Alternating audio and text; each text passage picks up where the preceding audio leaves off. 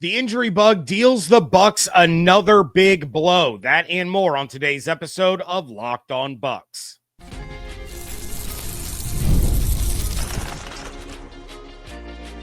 You are Locked On Buccaneers, your daily Tampa Bay Buccaneers podcast.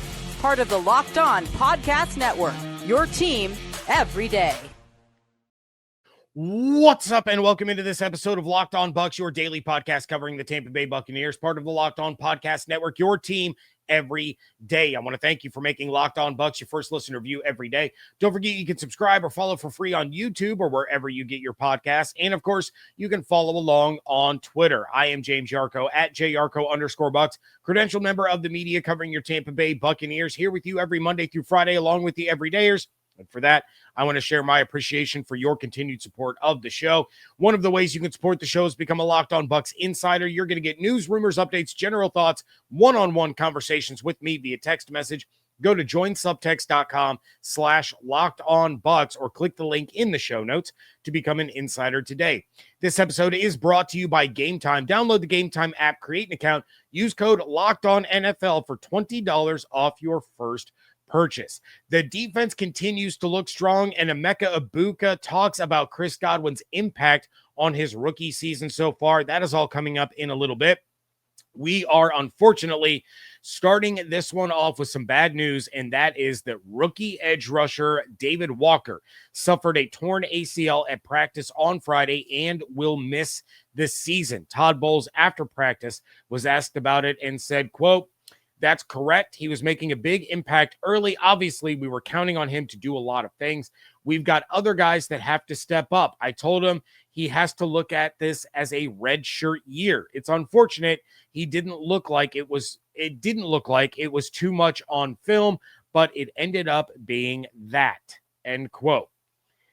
This is a huge blow to the Bucs defense, and we're not even 2 weeks in to training camp yet. David Walker wasn't going to be a starter. He was probably not even going to be the first guy into the rotation, but he was going to see significant snaps this season. He was going to be vital in their depth at one of their weakest position groups from last season.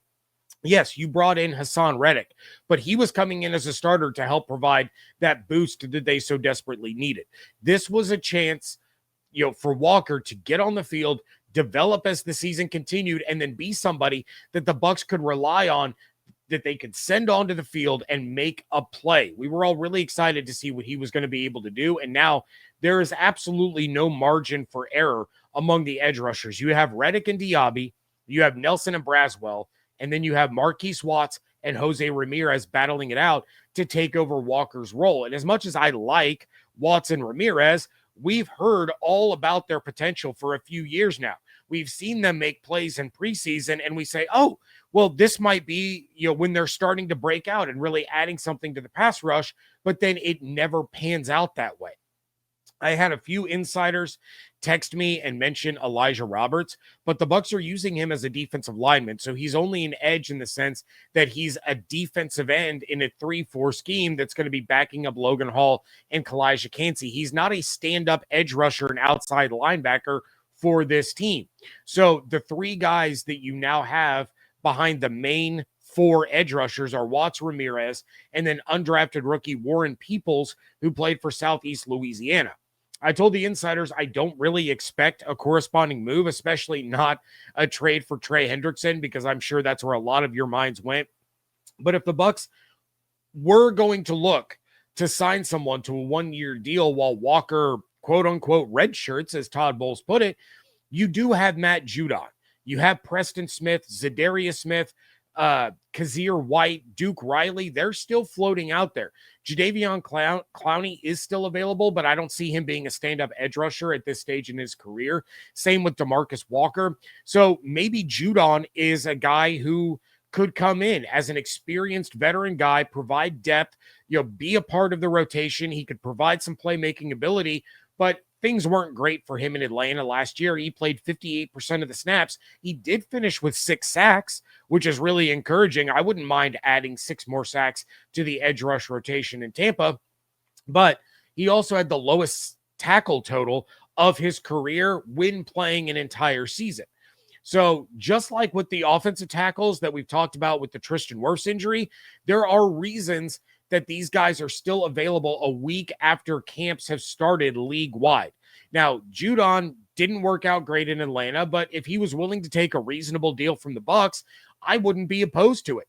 Spotrac has his estimated market value at a little under $4.5 million for the season. The Bucs are sitting with a little over $26 million in salary cap space as of right now, according to Over the Cap, but I'm not sure if that has included Baker's contract change. They shuffled some things around and basically guaranteed Baker 30 of the $40 million that he could potentially make this year. I know some of it had been slotted as a roster bonus, and I'm not sure if all that has been flushed out on the salary cap yet. But if you can bring in Judon or even either of the Smiths for $5 million or less, I think you're in a lot better shape heading into the season. They might even be able to give you more than what Walker would have given this season because of their experience. It's just the fact that you're losing a year of development with Walker, and it was going to be crucial to get him up to speed with the NFL game and the level of competition, considering he's coming from one of the smaller schools in the nation, and you were going to have to deal with that learning curve. So Bowles spoke about the depth, though he was much nicer about it than I think I am, but that just may be because he tends to kind of keep the cards close to the vest. He doesn't really like to give much to the media during these interactions, but Bowles did say, quote, "I thought we had a lot of depth with Walker. There's still some spots to be had. I think we still have a lot of depth. Obviously, you've got Yaya, you've got Nelson, you've got Braswell, and you've got Hassan Reddick. You've still got Watts, and you've got Jose. You've got a bunch of guys still fighting for that spot. We still feel like we've got some depth there," end quote. Todd, I'm not sure that you do. You know, one of those two starters in Reddick or Diaby, if they go down, you're in deep, deep trouble. Like, again, you're right back to where you were last year, where the pass rush is going to have to come from Kancey and Vea, and then a whole lot of exotic blitzes, and then those blitzes, in turn, are going to hurt the second and third levels of the defense, and you're right back to where you were last year, and that was a defense that is not going to help you compete for a championship. You have to have that edge rush if you're going to compete, especially when you get to the postseason. Now, you also don't want to overreact because Walker wasn't going to be a huge part of the defense to start the season, but there was going to be some level of impact from him as things got going, and you were kind of hoping that this was going to be a guy this year, a la Bucky Irving last year, that continued to get better and better as the year went on and as he got more opportunities, so that by the time you were closing in on the start of the playoffs, by the time you hit December and then into January, he was really hitting his stride, and all of a sudden you had a legit weapon that you could bring in off the sideline, to where if he's coming in to spell Hassan or he's coming in to spell Yaya, there's no dip. You know, defenses still had to be really concerned about what he was able to do.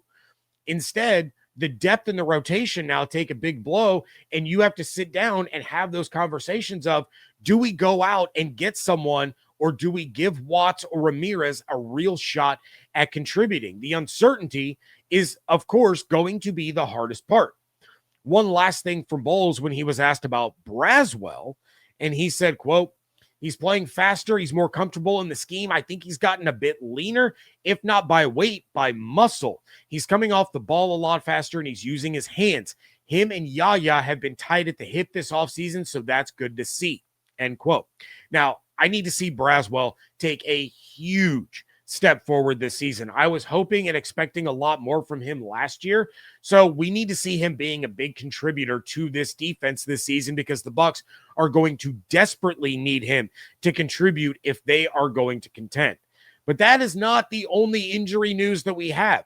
Todd Bowles told the media that Cade Otton, as well as a few other players, have already tweaked their hamstring and have been held out as a precaution. Guys, can we not? Like every year with the hamstring injuries, and it's starting a week into camp. I'm not a medical professional by any means, so I don't know what's causing this, but it's every freaking year. The receivers are always dealing with hamstring issues. The defensive backs are constantly dealing with hamstring issues. Now it's the tight ends. We've seen running backs. Can we get through a season where the players are not constantly in and out of the lineup because of hamstring injuries? What is going on with these? Are they not stretching properly? Is this related to dehydration in the Florida Heat where they start to tense and tighten up? Like, is that playing a role? I just don't get it. And if the Bucs are once again dealing with hamstring issues all year long, I'm going to get real annoyed by about week 6. And I'm going to have some real grumpy podcasts if I'm having to talk about guys in and out of the lineup with hamstring injuries again. I don't get it. Do other teams, like, am I just not following other teams closely enough to see that they also have like a half dozen or more players a year that constantly deal with hamstring injuries? Like, I truly don't get what's so different about the Bucs and their hamstrings versus the rest of the NFL. I don't get it. The defense is continuing to look good, and there's 2 guys up front that are a big reason why. That is coming up next on today's episode of Locked On Bucs, part of the Locked On Podcast Network, your team every day. Episode is presented by Yahoo Fantasy. Fantasy football is back, so fire up the group chat, get your draft board ready, and buckle up for a season filled with breakouts, busts, and all the overreactions that we live for. It's all going down on Yahoo Fantasy. This year, me and Locked On Bucs are playing on Yahoo Fantasy, and you should too, whether you're a first-timer or a veteran making your millionth league. I've used Yahoo Fantasy numerous times throughout all my years playing fantasy football. Let me tell you, there's no cleaner or more user-friendly platform out there than Yahoo. The info, the layout, everything that they do makes playing fantasy football as easy as possible. To celebrate 28 years of fantasy greatness, Yahoo Fantasy is dropping 28 big new features over 28 days, giving you more ways to play, more ways to draft, and more ways to win. It all begins on August 4th. So stay tuned and get started by creating or joining a Yahoo Fantasy Football League at yahoofantasy.com/LockedOnNFL. That's yahoofantasy.com/LockedOnNFL. And let's make this fantasy season the best one yet. Thank you again for making Locked On Bucs your first listen review every single day. For your second listen, check out Locked On Bets. Betting experts Lee Sterling and Kevin Rogers have daily MLB locks and can't miss football futures. Find Locked On Bets on YouTube or wherever you get your podcasts. So the reports out of camp early on have basically been the defense winning the day on a pretty consistent basis. We are constantly hearing about defensive players getting sacks, getting interceptions, creating opportunities. And again, I want to say that no, that does not make me worried about the offense in the slightest. I needed that defense to step up and make those sorts of plays. Also, to be fair, not all of these interceptions and sacks have come against the first-team offense. Trask has thrown more than a few picks, but it shows that the defense is making it a priority no matter what level you are, first team, second team, third team. The defense as a whole is making it a priority to get their hands on the ball and actually secure it rather than letting it hit the ground. So this is all good news. On Monday, you had Greg Allman of Fox Sports, godfather of the Locked On Bucs podcast. Salute to him. Allman said on Twitter that Benjamin Morrison was splitting first-team reps with Jamel Dean. Christian Izien was splitting first-team reps with Jacob Parrish. This is great news as well. I talked about Morrison needing those first-team reps if he was truly going to be able to showcase that he is back from injury and he has the talent to be the kind of player that the Bucs want on the starting defense. He couldn't do that going just up against the second-team guys. He had to be able to go against that top trio as well as Baker Mayfield, starting to get him integrated into that in the second week of training camp. That is a really, really positive sign. And then with Izien, I think he's such a weapon that Bowles wants to figure out how he's going to be able to get Izien on the field as much as possible.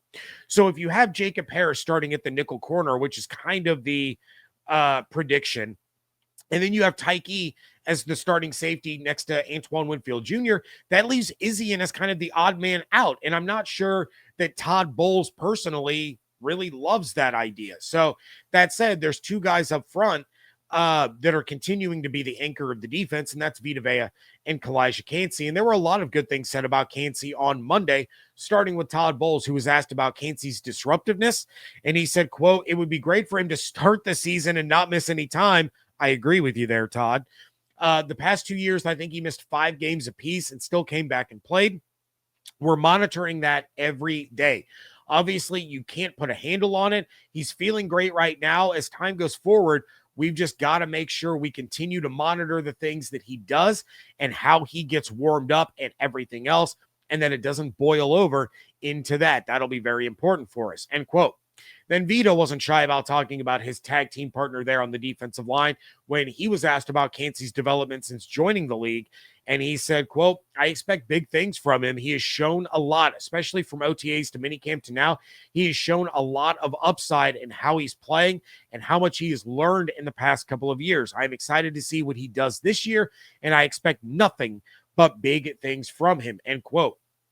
Kancey himself might be in line to take a huge step this season. We talked about, needing that production from the edge rush, but Kancey's a big part of this defense. And if he can take that huge step this year, especially if Bowles gets his way and we see Kancey play the whole season, you go back to last year, he played 12 games and he finished with 7.5 sacks to lead the team. Over a full season, that's a 10.5 sack pace. We need to see more tackles for loss. That is an area where he has not been great. He has to be a bigger part of the run defense, but he knows that. But if you can make him as effective in run defense as he is in pass defense, then that's going to make him one of the best defensive weapons in the division, on his way to being one of the best defensive weapons in the conference and the entire league. So Kancey mentioned that he's working on improving that run defense on Monday, saying, quote, "Really, it's just having good technique. I know with me being an undersized guy, I can't afford to lack technique because I could put myself in bad body positions versus guys who are already bigger than me. It's really a consistency thing, just being able to do the same thing over and over every play." End quote. With Vita next to him and Reddick coming off the edge on the other side, Kancey is going to have quite a few mismatches this season that he can take advantage of. What we'd like to see is not only those sack numbers go up, but then the forced fumbles. Let's get him to be a little bit of a turnover machine. Maybe he's getting the pressure that creates an opportunity for an interception in the secondary because the quarterback had to get rid of the ball too fast. Or he's getting his hands on the ball at the line of scrimmage. Again, he's a little undersized, so that hasn't really been his forte, but if he's getting his hand up in that passing lane and he can tip a ball, that is also going to be able to create opportunities for the corners or the linebackers to be able to catch it and take the ball the other way. Every one of these players knows how important it is to get that turnover ratio back into the green. They didn't do it last year, and while that is partially on Baker with all of his interceptions, the defense was just not taking the ball away, and they had numerous chances that they let literally slip through their fingers. So if you're going to contend with the Bills and the Eagles and the Ravens and the Lions and all of those teams that we always talk about, you have to find ways to not only get the quarterback on the ground, but you have to be able to take the ball away. So far, early indications in camp are that these guys are taking that challenge very, very seriously. But as with all things in football, it starts up front. It starts in the trenches. When you have guys like Vita Vea, like Calijah Kancey, that can be disruptors and can get in the backfield and they can throw off the timing of the quarterback, or they can, get a strip sack, or they can get their hands on a ball. And to go along with that, you've got to see a rise in the level of play of Logan Hall. We can't have this up and down, peaks and valleys where he plays great for a couple of weeks and then he disappears for an entire month and then he has a breakout game and then he's gone again. You can't have that. All three guys on the line. And then with Greg Gaines in the rotation, with Elijah Roberts in the rotation, these guys have to be disruptive. If they're not, and the quarterback has all day to sit back in that pocket, you're going to get picked apart. I don't care how good the corners are. You give a quarterback too much time, and he's going to beat you. Those wide receivers are going to find a soft spot to get open and move the ball down the field. So it starts with Kancey and Vea and Hall. Those guys have to throw off the timing. They have to passes in the air. And then you see the dedication from guys like Izzian, like Bryce Hall, who's had a couple, Antoine Winfield Jr., who's had a couple. I think I saw that Jacob Parrish had one. You've had a couple of guys who have dropped some interceptions or they haven't gotten their feet down, but the dedication of this team as a whole, again, from the first to the third level of defense, from the first team to the third team, they are putting an extreme emphasis on taking the ball away. You want to go from a playoff team to a championship contender, it's all about creating takeaways. Emeka Egbuka is already a rising star, but he gives credit to one of the big reasons why. That is coming up next on today's episode of Locked On Bucs. Decided at the last minute to head to a ball game with friends or family. Maybe it's game day and you suddenly realize that you want to be in the stands. That's exactly where game day comes in. It's the easiest way to grab last minute tickets without the stress. With the money you save on tickets, you can splurge on food, drinks, merch, even invite a bigger group to come with you. Game Time makes it all possible.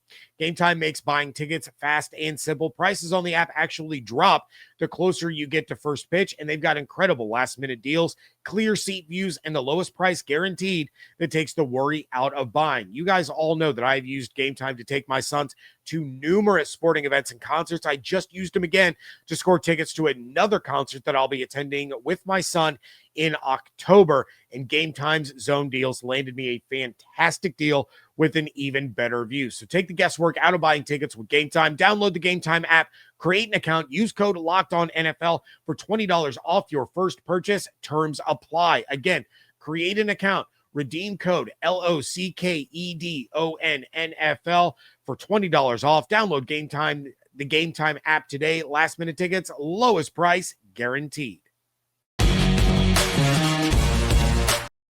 Wrapping things up here on today's episode of Locked On Bucs, and y'all know that Emeka Egbuka is going to be one of the biggest fan favorites early on this season, right? Like, you guys are aware that this is going to happen.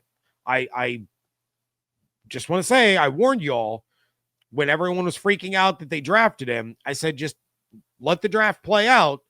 You may not have thought that the Bucs needed a receiver in the first round, but let this whole thing play out. Let's see what the class looks like. But I can tell you, fans are going to love Emeka Egbuka once this shock wears off. And we're talking close to the way Bucky was a fan favorite towards the end of last year. That's the kind of impact he has, not just the opportunity to make, but also the talent. The pads come on, Egbuka was still shining in practice. Part of the reason why is his early chemistry with Baker Mayfield. Egbuka talked about that, saying, quote, "It's coming along great. Obviously, he's a seasoned veteran and knows what he is talking about, so I'm just going to be on the same page with him. I think a lot of that chemistry comes from me knowing what I'm doing, learning the playbook, knowing every spot so he can know that I am going to be where I'm expected to be at any given moment.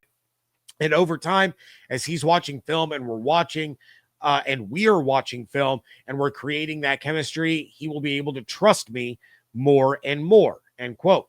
I mentioned last week that Baker brought up Egbuka unprompted on the New Heights podcast, and he did it within the first of 2 minutes of being on, which, by the way, quick side note here, if you have not seen or heard Baker's appearance on New Heights, do yourself a favor and check it out. I know the Kancey brothers do not need my help getting views and listens, but a lot of Bucs fans may not really follow that show because they don't care about the Kancey brothers. They don't care. They're probably sick of Travis. They have no tie to Jason other than the fact that he's just a funny dude. So Baker was absolutely outstanding on that show. It kind of gave you that feeling like you were a fly on the wall while they sat around at a bar just telling stories and drinking beers. It was a really, really fun conversation to listen to. Also, very not safe for work language. So just forewarning, if you're going to listen to it, probably want to have the earbuds in or be watching it in the comfort of your own home. But anyway, back to Egbuka. The real reason that I wanted to talk about him is because of some of the comments that he made regarding the player that he's probably going to be filling in for to start the season, and that is, of course, Chris Godwin. Egbuka was asked about Godwin helping him with his transition to the NFL, and Egbuka said, quote, "He's been an absolute godsend to me. On the sideline, staying in my ear constantly, whether it's route running technique or blocking technique, savviness, or learning the playbook, whatever the case may be, even if it's just about life, I can ask him any question, and I'm getting to know him personally as well. We're becoming really close friends, and I don't think I could have been drafted to a better team or better situation," end quote. This is what I love to hear. This put an enormous smile on my face. And look, I don't think that there was any doubt that Egbuka was going to be welcomed with open arms to this team. But I think that's what I love so much about this receiving group. And you guys know I've spent the entire summer talking about this receiving group and how talented they are, how they're the best in the league. But you have a guy on the cusp of breaking the all-time NFL record for consecutive 1,000-yard seasons.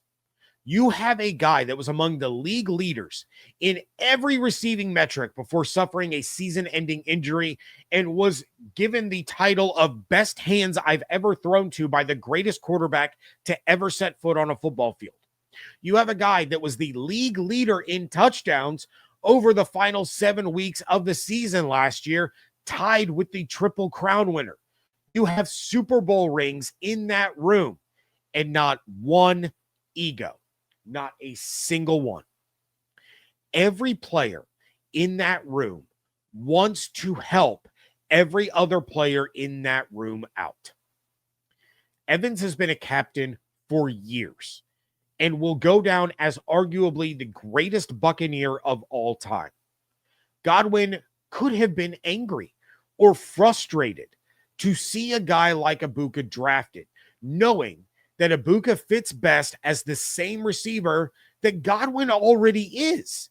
Instead, these guys are leaders and mentors to not just the present, but the future of the Bucs receiving corps. They did the exact same thing with Jalen McMillan last year. There is not a player in there that is going to be upset if they are not getting the ball. There isn't a player in there that is going to be upset if they are not scoring touchdowns. They view the other guy's successes as their own. And that's one of the reasons that this team is so special. You can look at positions up and down this team. You have all pros, Pro Bowlers, Super Bowl champions, but not one overinflated ego among them.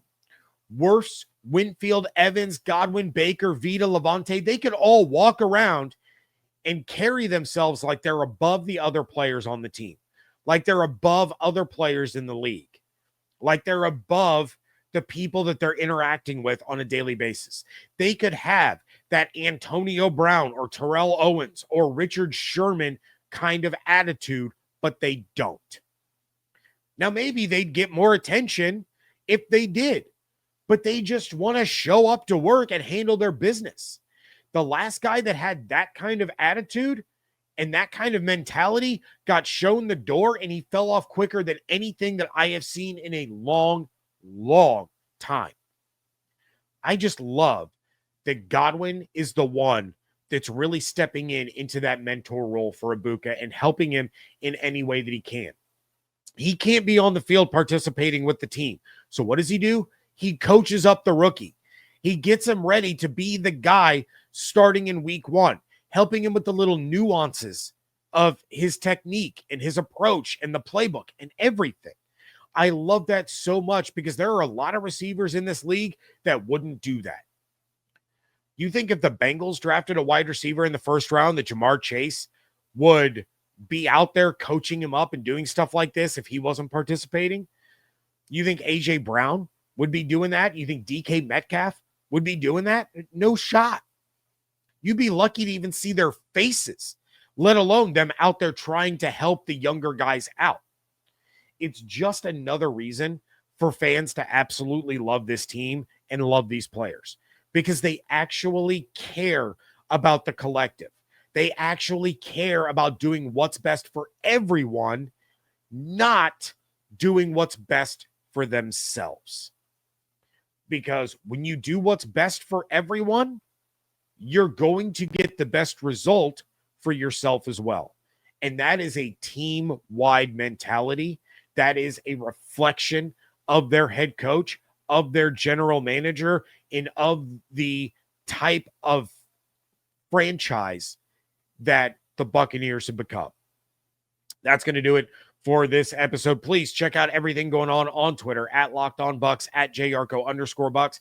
Make sure you are subscribed on YouTube with the notifications turned on, as well as wherever you get your podcasts. If you want to follow on TikTok, on Instagram, those places at Locked On Bucs over there.